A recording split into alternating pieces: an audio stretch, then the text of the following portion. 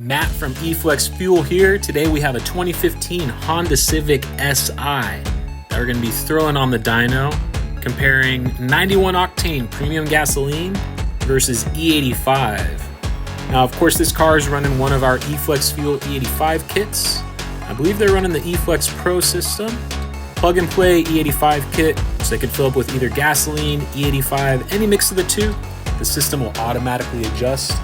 Of course, you're going to make more power on E85, so you're going to want to run that when you can. Customer brought the vehicle in on 91 octane, so we can do that baseline dyno. We typically like to do a few runs on 91 and then a few runs on E85. We'll take the best of those runs, do the comparison there. Good time to remind you, zero tuning required, zero changes made by the driver, literally just swapping fuel, and it makes a lot more power on E85. Let's see how the Civic Si does.